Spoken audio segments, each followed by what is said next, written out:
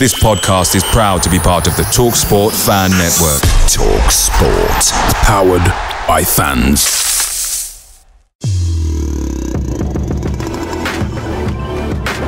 Hello from the other side. Hello and welcome to the Wednesday week. Hello from the other side edition, where we speak with the opposition. Today, I am delighted to be joined by Ollie from the Butter Pie podcast. Now, Ollie, before we get into Preston, can you just tell me what the butter pie means? Yeah, of course, Blair. Thanks for having me on. So, for those who don't know, probably from anywhere other than Preston, a butter pie is a delicacy that is only found within Preston and its surrounding areas of probably about 5 mile radius.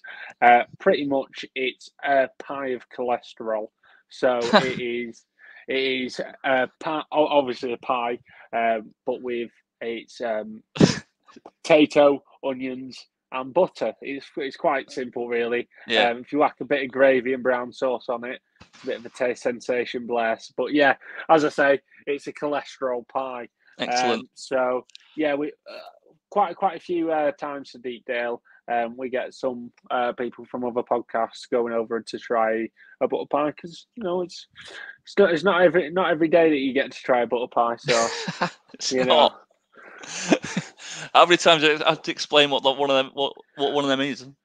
Every time I do a guest appearance. Yeah. Right, I've done zero research on Preston, so I hope you enlighten me with everything and the listeners. Let's just start from. So you've had Ryan Lowe. This is his second full season now, is it? No, he came in December. Late November, December of last year. So this is his first full season, I think, by himself. I think. Oh, right. Wow. Okay. Oh, well, Steve Schumann. I might be wrong myself. I'm starting to think back, going reiterating. Yeah, I think that's right. I think that is right. That is. No, it's great content. This is yeah, I know. No, because first season we got Cameron Archer, and then last season, no, it's his second full season. Right. Because I always remember it because the first window we got in Cameron Archer, and that was it. Yeah, so it's his second full season. Sorry about that. I'm losing my mind over my own team there. Well, you got a lot of draws last season, didn't you? Yeah, they petered out for me. So yeah. So was it Alex Neil? Did you sack Alex Neil, or did he leave? So it was a bit of a mutual decision. Realistically, he did get the sack. Practically, he didn't get backed, which was a lot of fans' frustration in that sense. He didn't get backed, and then he's clearly lost a bit of motivation. And then you've got a manager he's umming and ahhing about, and the results aren't really showing for themselves. So I think it was probably a bit of a mutual exit. And then we had the assistant Frankie McAvoy take over for the end of the season. He did quite well, to be fair, Frankie. He got 5 wins, 1 draw, and 2 losses. So he got the job on a permanent way, which was a terrible idea. Yeah. Pretty much he lasted till November. We ended up losing to Blackburn Rovers, and then he was sacked the other day, the next day. And then pretty much we went and pinched Ryan Lowe from Plymouth, and then Plymouth, yeah. Ever since there, we're now. So at Plymouth, we saw him a bit at Plymouth because we've been in League One. He played pretty attractive football at Plymouth. What's his style of play at Preston? Has he had to adjust a bit to the harder league in the Championship and go a bit more defensive, or is he trying to play it how he wanted it to be played? Well, I think this is what has probably hampered his things with some Preston fans, not all, because I think the majority do really like Ryan Lowe. It's just obviously he may not have all the fans there. He does always bang on about the brand, and I'm guessing the brand of football from Plymouth because it was attractive. And then he's come to the Championship and thought, you know what, with Preston's squad, I can't really play that because we'll just get absolutely slammed in the defence. Yeah. So he's gone a lot more conservative. But as of like the end of last season and like when he's starting to get his own squad together and the start of this season, he's slowly bringing it back. So I think it was more so trying to conserve, what we had and just keep us chugging along until he's able to build the team and squad that he wants to then allow him to play that kind of brand of football. Yeah. So it's been quite a slow transition, but I think we're nearly getting there, Blair. Well, that's the thing with this league. We've been banging on about it recently because of financial fair play and how we got stung by it a couple of years ago when we tried going toe to toe with the parachute payments and failing, then getting his points deduction, then getting relegated. It's got to be a slow, gradual build, hasn't it, before you can compete with them. I mean, when you look at Coventry, I mean, they've been building slowly over the years, and Luton as well.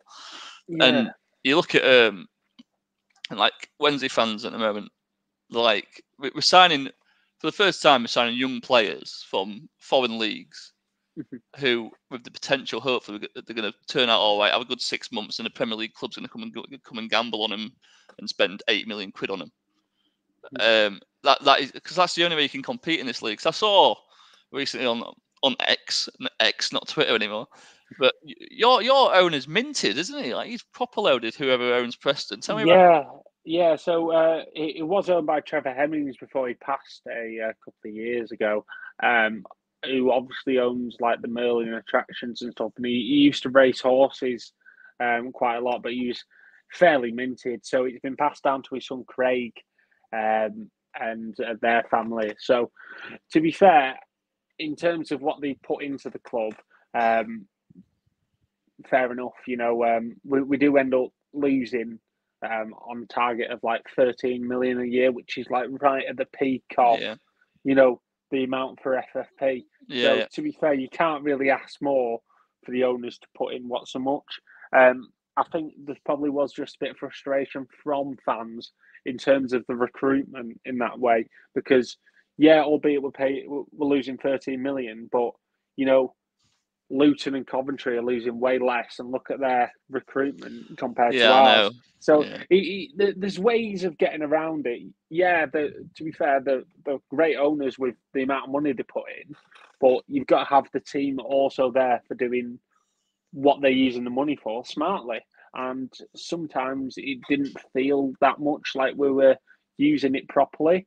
But this window, I'm pleasantly surprised, actually, Blair, because coming into it, I wasn't very optimistic, but they've surpassed what I expected, and I'm guessing that's the same for you with Wednesday. They brought in young players that you're wanting to build upon, and you're able to sell them on, and that's what you need to do. Like, don't get me wrong, Sheffield Wednesday are a big club, but to compete with, as you say, the parachute payments teams, we're way off it with Preston and Wednesday. Yeah, you can't compete. You need to be a selling club. You need to sell 2-3 players for 10, 15 million and then recruit smartly again. And then who may take you? You look at Coventry with Gyökeres. You brought in, 3 or 4 players off it. Yeah. Brought that American in who's supposed to be really good, isn't that striker? And it's just crazy because, like, so 6 years ago when after we failed the playoff final against Hull, someone came in for Forestieri. I think it might have been Derby, and I think they offered about £8 million. Our chairman turned it down, and we were all like raving about it, going, "Ah, you can't. No one can come and take our players. Our new chairman's got loads of money, and like that's it. Like no one can come and pinch our players. No one can bully us." But these financial fair play regulations just aren't fair at all, are they really? And because he never sold Forestieri that window, and then he backs us again with Jordan Rhodes, buying Jordan Rhodes and Abdi and stuff. It's just we're still recovering from it now, to be honest. From the accounts point of view, I think we made a £7 million loss on the recent accounts, so we are £23 million in the clear now, but that can get soaked up instantly, can't it? With a few bad transfer decisions and stuff. So let's talk about this window then. So you've said you've had a pleasant window. You've not signed Tom Cannon yet, but that looks like it's going to happen. Who else have you signed then? Well, I'm hoping the Cannon signs by the time this comes out. To be fair to you, Blair, I'm slowly optimistic. Well, I'm not say slowly. I'm very optimistic about it. You know what? He's going to bite me on my bum about Cannon. It's been ever ending. In terms of who we actually signed, we signed Calvin Ramsey on loan from Liverpool. He's not really played yet. He's been quite injured. I'm not too sure how long he's going to be out for, but he had a long-term injury, and then we've clearly taken a punt on him from. If Liverpool paid 4 million for him, he's got to be a good player. He did well at Aberdeen. So, we'll see how it gets on with that, because obviously it's going to take quite a while for him to get up to match speed. We've also signed Jack Watmore from Wigan. He looks a very good centre-half. I think it was obviously just a straight replacement for Bambo Diaby, who's gone out to you. Mm-hmm. We've made a bit of money on Bambo Diaby. We've brought in Jack Watmore on a free. Probably gives us a bit more stability and a bit more security when trying to play from the back, comparing to Bambo, which may seem a bit rushed sometimes. Albeit he actually wants to try it, but he can be a bit cumbersome sometimes. He seems a good signing. We've also signed, I'm trying to leave the best to last, Leighton Stewart from Liverpool, a youngster from the academy who's about 2021. And it's one of those where he's come in, he's not quite ready yet, but we're able to take our time with him and build him up into the player that could potentially sell on. Like we did with Archer and Cannon, that was a loan. Potentially we could do it with a permanent signing. So that's something I'm excited for. But Will Keane, we've got him for a minimal fee. 30-year-old proven goal scorer. He's got 2 in 2. He's done fantastically well, to be fair, so far. But the main one is Mr. Mads Frokkeij Jensen, who is a 24-year-old attacking midfielder from Denmark.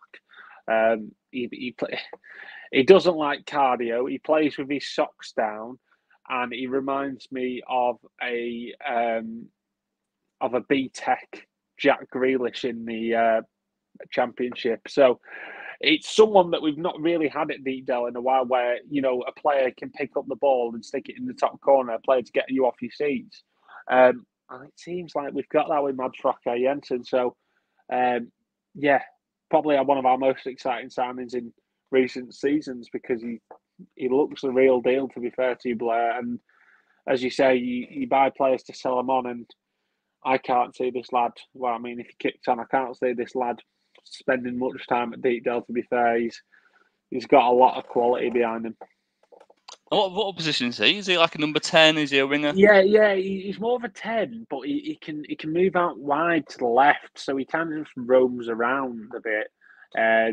So in the 10, he just, he tries to get up there and play as a second striker, but he can also move out to the left. It's kind of like he's in that like left area of the pitch where he likes to move over there and support the attack. So he's an attack-minded player who can pick up the ball, run at defenders, make things happen, start plays. He's quite frankly a player that shouldn't be playing for Preston, but is.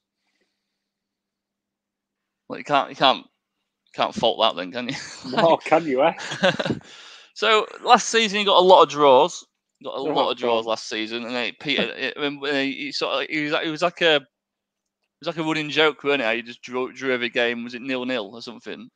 Yeah, like the first 7 games, I think we conceded 1 and scored 2, and then it was like 0-0, 0-0, 0-0, 1-0. God, I bet your social media was fucking delightful. Oh yeah, well, we were just like, I think we made 1 post, 0-0 again, full stop. That's it. So, it was. To be fair, though, you get to that stage where after 7 games, you've not conceded a goal, and you're thinking, could we go the entire season without conceding a goal? But then you look at the other end, could we go an entire season without scoring a goal? Yeah. So it's a funny thing, isn't it? Because on our recent result against Hull, like our social media was like the fans online on Twitter now X was just absolutely apocalyptic. And I know that's why we love football, because we're always on the high end of our emotions, like either the highest high or the lowest low. and you do say things but you don't really mean regarding things all the time.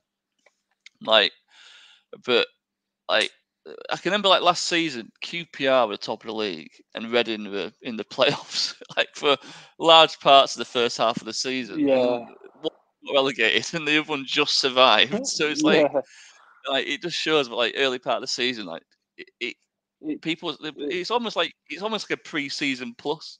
Like people are still like working out their formations, working out the systems, getting the new signings, getting in the team. People getting comfortable. We're signing players from overseas. I mean, they've got to learn, get used to English language if they can't speak it, and two, like get something to live and stuff like that. It's just little things that people just don't realise. But like players can't just go on a pitch and like just be perfect straight away. No, you've got to give them time. Yeah, and especially with, as you say, you're signing young players from abroad.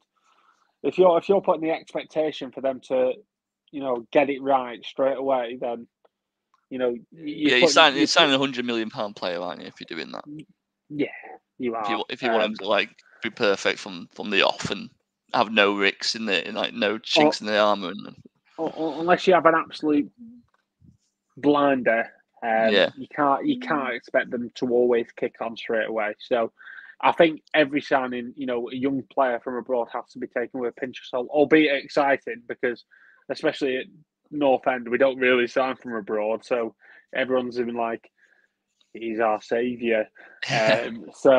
But yeah, to be fair, I'm bigging him up as well. I've just given him like the massive round of applause, like all the praise we can get, but we have to take it with a pinch of salt, obviously. We signed a player from PSG today. Exactly. He shared the picture of Messi. He's 19 years old.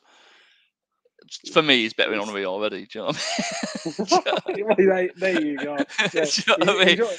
He surpassed Henry in my books. He's going to bag us 25, 30 goals next season. We're going to sell him on for 25. Yeah, exactly, mate. He's going to be like a legend in a season. So your recent result, you beat Sunderland 2-1. That was your recent result, wasn't it? Yeah, that was a cracking result, actually. I didn't think we'd go and actually put it against them, because we got a 17-year-old lad playing at left wing back, Akeem Bess, because Robbie Brady's injured and we haven't really brought in anyone. He's actually really impressed me, to be fair, Akeem Bess, because albeit he gave away a penalty against Jack Clark, which Sunderland scored from, I thought he did quite well against two of the best wingers in the league. Yeah. He quietened them as much as they probably could be, if that's anything to go. Like, obviously they get chances in there and about, but for a 17-year-old lad who's had 2 first team appearances prior to that, to put in a show, that's brilliant. Dead ball specialist. He's got some cross on him as well. Like, you see the ball. Yeah, you see the balls that he puts in, and you're like, where's that come from? But yeah, against Salford in the cup, he got caught out quite a few times. But the thing is with these young players is, if he has an absolute stinker, he's going to feel it a lot, because you're chucking him in straight away into the deep end. If he has a stinker, he's going to be like, am I good enough for this? And put him back several weeks. But as he's on a high at the moment, keep it going on. And to be fair, I fully expect him to start at Hillsborough at the weekend as well. So a 17-year-old lad on the left wing back. All right. So so when you say wing back, is that, I take it he's adopted a 3-5-2? Is that his preferred formation then? Is it? Yeah, well, it was more of a 5-3-2 for the first 2 seasons, but we're looking like it's got to be a 3-5-2. Well, to be fair, even like a 3-4-3, depending on how he plays, because he's been playing a bit of a box midfield. It's just all interchangeable. But we have 3 at the back. We play with wing backs. The rest is a bit of a mumbo jumbo, mambo number 5 all over the place.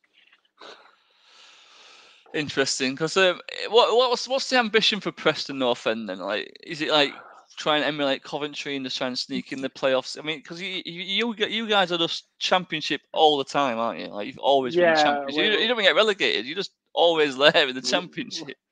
We're just enjoying our time here. To be fair to you, Blair, we're just here. Realistically, we want. I mean, everyone wants to be like the Coventry and the Lutons. You know, getting up into the playoffs, building.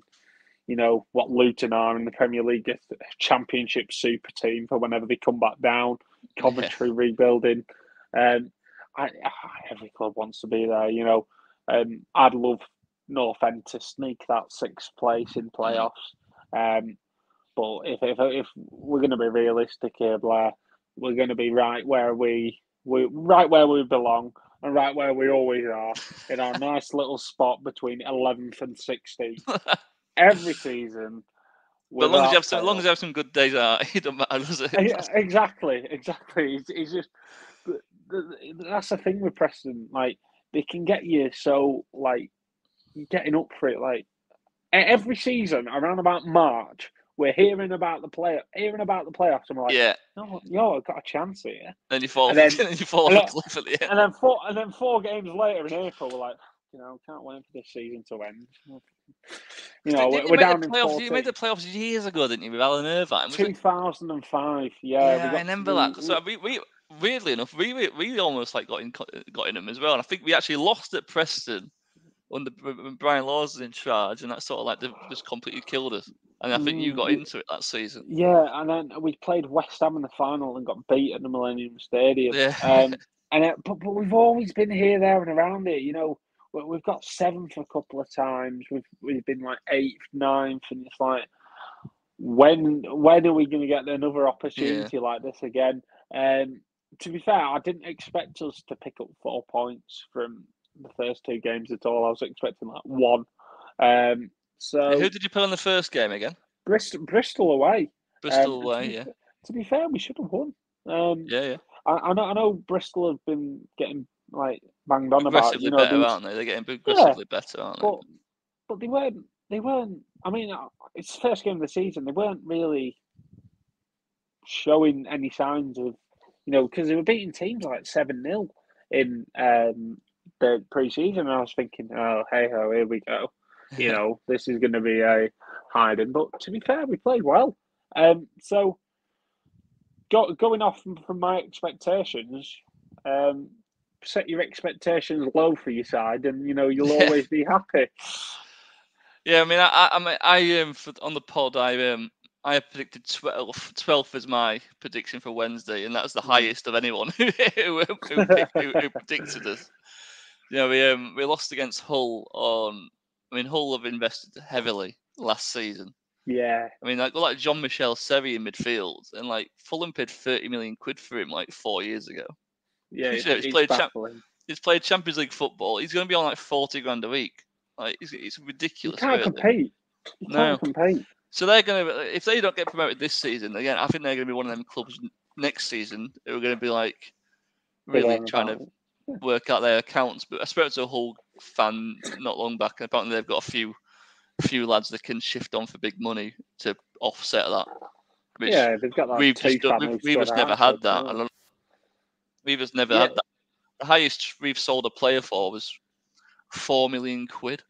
Oh yeah. To be fair, P&E have had quite a few over not over recent seasons, but you look like 5-6 years ago. We sold Hugill and Robinson to the Premier League for like 10 million a pop. How Hugill got in the Premier League, I'll never know. How we got 9 million for Hugill, I'll never know. But you know, Moisey did us a nice little favour there. But yeah, he was good, Hugill, in his prime. So I'm not going to be there slandering, but he's not. He weren't Premier League footballer. No. So you lost some important players in the summer. You released them, like Johnson. You got rid of Johnson. I've always rated him every time I watched Johnson play. He scored against us once. Fantastic player, Johnson. We didn't release him. He left on his own accord. We did offer him a new. We offered him a new contract. We were like making it big bucks for him to stay. Albeit we were giving him a reduced contract because he was on like 19 grand a week. Yeah. And we're trying to like cut down more and more. We did end up offering it. I think it was like, I'm not too sure how much it was, but it was probably still a decent package. He ain't gonna starve. Yeah, let's not beat around the bush. I don't think any Preston player is going to be getting near that stage. Yeah, we offered him a deal, but the temptation of where you feel like Stoke are going to be compared to Preston this season, I don't really blame him for Yeah. leaving. But we brought in Mad Frocky Jensen to kind of replace him. And that's the way it should be. He was 20. We brought him in, 23-year-old lad from Denmark, who's definitely got a bit about him, and he's at the right age for if he does well, you can sell him on. But with DJ, if we gave him another couple of year contract, I think he's like 30, 31 now. So you're not going to get anything for him realistically. Yeah. But he's just a Rolls Royce of a player, so of course you want to keep him around the squad. Yeah, it was excellent. It was excellent at Preston when I went about 4 years ago. I think we had our IKEA kit on. You beat us 2-0, I think, or it might have been 2-1. He got a penalty. He scored a pen. Yeah. So we've done 25 minutes. So let's just quickly talk about the game on Saturday. Then no, we need to respond after we've lost 2 games, and I can say our fan base is like wanting to commit suicide already. Even though it's been 2 games and there's 44 games left. And we've made 10 signings, and we haven't got a style of play or his strongest 11 out on the pitch yet. But he's apparently getting relegated. That's the consensus online. Right. People just fell off a cliff of it already. Because we've been used to 2 seasons of being the big dog in League One. Yeah, we barely lost the game, and I think people realise, no, actually, we're not as good as we thought. Do you know what I mean? And there's some players that Darren Moore offered a contract before he left, which I don't think were good enough for the Championship in terms of like Lee Gregory, Marvin Johnson, and Callum Parson. He offered them new contracts when they got promoted, and I don't think they're good enough for the Championship. So I think we've got to deal with that now. Gregory's started the past 2 games. He did score against Southampton, but I think he's too old. Now he's 35 years old.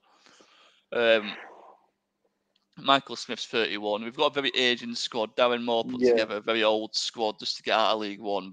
So now we're with a new manager. We're signing young players from abroad, and they are starting to we've got to get them into the team and sort of phase the old guys out and get the new guys in. So it's going to take a while. It could take up to Christmas before we actually proper start clicking, which hopefully by then we're not too far adrift. But if you're only aiming for mid-table, it's not the end of the world. You can because I weren't Forest bottom of the league in October and they got promoted or something So it's not like I don't think it's anything to worry about, especially as you've brought in 10 players. You've got to give them time to gel. Yeah. I think if you look around Christmas time and you're still not kicking on, I think that's probably the time to get a bit stressed. Yeah. So how do you think the game's going to go? You think he's going to go for it old Ryan Lowe, or do you think he's going to? So he was a bit of a cult hero at Wednesday. He had 1 season that we beat the Blades to promotion, so he's always got a special place in our hearts. I can't see any other way of what he's going to do other than go for it. Last season our away form was 4th in the Championship, and our home form was 18th, which was totally bizarre. And you're thinking, why is it not the other way around? But when we go away, we usually give it to the side, so it's not as if we're going to sit back and try and soak up everything. It's going to be a proper game, so it's going to be a bit of a give and go game, realistically. So it'll be a good watch. Yeah. Have you got a ticket? Are you lucky enough to get a ticket? I'm not going, mainly because of how much it probably costs as well. I know. It's like I'd like to go to Sheff Wednesday and Leeds, but if you're charging how much for a ticket, I'd rather not. They're all joining the trend now. Coventry are charging 37 quid now for tickets. It's because these Championship players want their big wages, mate, and there's no other way to offset it because FFP don't allow your chairman to put money in his club. It's too much. It's just gone totally pear-shaped, the prices. So I'm not going, but I'll obviously just. You've been watching it on Watching it on a what, Blair? I don't know what you take me for. Oh, yeah, a VPN. Don't know what you're saying for, Blair. I mean, I watch a lot of my away games via New York. I fly out to New York on my VPN. Oh, and do all you that. know? Yeah, of course. Well, I mean, I expect us to go for it. And to be fair, anything, if I can't see, unless there's a red card, Ryan Lowe not going for the 3 points. Right. Unless Okay. there's something that happens during the game to prevent us going for the 3 points, then I can't see any reason why he Yeah. wouldn't go for it. So I'm guessing Wednesday are going to go for the win. Both of them go Well, for the win. they need to. We really need to make a response, and I Yeah, think we need that first win under his belts just to calm everyone down. I think that first win is important yeah. for everyone because Get your everyone just fucking calms team. down after a win, don't they? Like, Yeah, everyone's like, oh yeah, we'll be all right now.